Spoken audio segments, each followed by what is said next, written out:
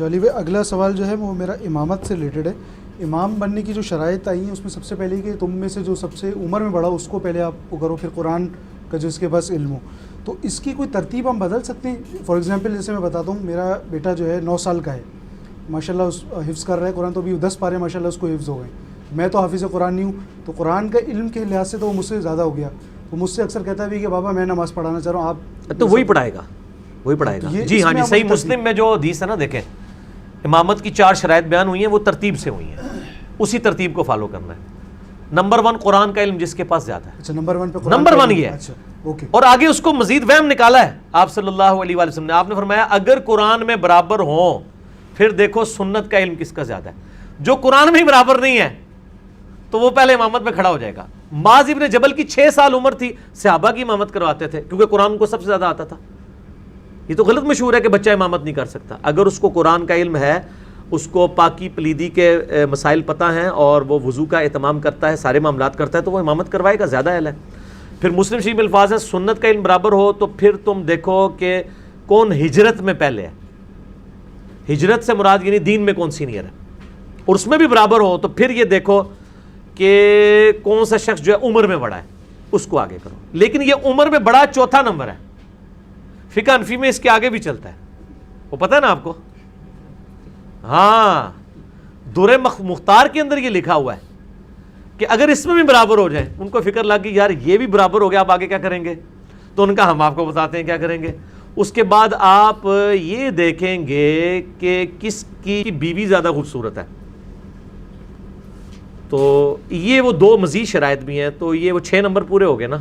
4 تو حدیث میں تھے, 2 انہوں نے ایڈ کر دیے, ٹھیک ہو گئے. 6 نمبر ادھر بھی پورے کیے انہوں نے, ٹھیک ہو گئے تھے.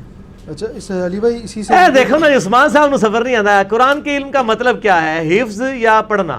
قرآن کے علم کا مطلب جو ہے وہ پہلے نمبر پہ تو اس کی پروننسیشن ہے, ٹھیک ہے, کہ اچھی پروننسیشن ہو قرآن کی, اور پلس یہ ہے کہ وہ قرآن کی تعلیمات کو بھی زیادہ سمجھنے والا اور عامل ہو. ان دونوں صورتوں میں بچے نمبر لے جائیں گے, کیونکہ بچے گناہ بھی کم کرتے ہیں اور ترجمے سے بھی پڑھ رہے ہیں, تجوید میں بھی بہتر ہے. اگر ہے بیت ہے جو پڑھ رہے ہیں نا تو وہ تو امامت نہیں کریں گے نا. الحمدللہ تجوید میں ہاں یہ معاملہ ٹھیک ہے ان کی بات کہ اگر قرآن کی صرف تلاوت میں دونوں برابر ہیں تو پھر دیکھا جائے گا قرآن کا علم کس کے پاس جاتا ہے. علم سے مراد اس کی تعلیمات کا علم, ٹھیک ہے.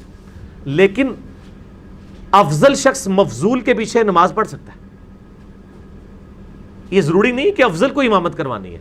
صحیح مسلم میں ہے کہ عبد الرحمن بن عوف کے پیچھے نبی صلی اللہ علیہ وآلہ وسلم نے نماز پڑھی تھی, اگرچہ وہ کیٹاسٹرافک کنڈیشن تھی. آپ علیہ السلام کہیں گئے تھے, صحابہ نے سمجھا کہ سورج غروب ہونے والا ہے, آپ نے کہیں اندر ہی نماز پڑھ لی ہوگی صحابہ کے ساتھ, انہوں نے جماعت شروع کروا دی. حضرت عبد الرحمن بن عوف کو آگے کیا, نبی علیہ السلام پہلے 1 رکعت نکل گئی تھی تو آپ تشریف لے آئے. تو صحابہ نے جو ہے وہ مطلع کرنے کی کوشش کی, یوں سبحان اللہ کہہ کے یا اس طریقے سے, دونوں طریقے سنت ہیں. عورتوں کے لیے ہاتھ پہ ہاتھ مارنا ہے اور مردوں کے لیے سبحان اللہ. تو عبد الرحمن بن عوف مصلی سے نہیں اٹھے, نبی علیہ السلام نے منع کر دیا. حضرت ابوبکر کو جب بھی یہ 2-3 مواقع ہے وہ مصلی چھوڑ دیتے تھے اور کہتے تھے ابی قحافہ کے بیٹے کی کیا مجال کہ اللہ کے رسول کی موجودگی میں امامت کرے. عبد الرحمن بن عوف رضی اللہ تعالیٰ عنہ نے نبی علیہ السلام کے حکم پہ عمل کیا, وہ اپنی جگہ ٹھیک تھے. جب نبی علیہ السلام کہہ رہے ہیں کہ کراؤ میں پیچھے پڑھوں گا تو ٹھیک ہے. تو نبی علیہ السلام نے یعنی نماز کی 1 رکعت رہ گئی, وہ آپ نے پھر سلام پھیرنے کے بعد مکمل کی. اس سے یہ بات ایک مسئلہ پتہ چل گیا کہ افضل شخص مفضول کے پیچھے نماز پڑھ سکتا ہے. نبی علیہ السلام سے تو افضل کوئی نہیں ہے نا, آپ نے عبد الرحمن بن عوف کے پیچھے نماز پڑھی. تو اس سے ایک مسئلہ نکلا ہے کہ ضروری نہیں ہے کہ جو شخص افضل ہے وہ امامت کرے, یہ پریفریبل ہے جب ٹائی پڑ جائے. لیکن مسجد پہ تو آپ کو پتہ ہے علماء کے اور حفاظ کے اور ائمہ مساجد کے قبضے ہیں, اس میں تو اہل علم کی تو کوئی گنجائش ہی نہیں جا کے وہ مصلی پہ کھڑے ہوں. یقین کریں ہم تو کئی لوگوں کی قرات بھی غلط ہوتی ہے, کیا کریں, ہم نمازیں پڑھ لیتے ہیں اور پھر نماز پڑھتے ہوئے حضرت عثمان کو یاد کر رہے ہوتے ہیں. 695 نمبر حدیث 695 صحیح بخاری میں, وہ کہتے ہیں یار انہی کے پیچھے نمازیں پڑھ لیا کرو, برائی میں ان سے الگ رہو. ٹھیک ہے, سیدھی سی بات ہے, کیا کریں, مجبور ہے. چلیے بھائی اسی سے ریلیٹڈ ایک سوال ہے. فار ایگزامپل میرا جیسے بیٹا جو ہے وہ اکیلے نماز پڑھ رہا ہے اور میری جو وائف ہے وہ بھی نماز پڑھنا چاہ رہی ہے اس کے ساتھ, تو کیا ایسا ہو سکتا ہے کہ وہ جو ہے آگے کھڑا ہو جائے, امامت کروائے, اور پیچھے میری وائف اکیلے صف میں کھڑے؟ ہاں کر سکتی ہیں, کیوں نہیں. تو اکیلے صف میں کھڑے ہونے کا جو مسئلہ ہے کہ اکیلے اس میں مسئلہ نہیں ہے.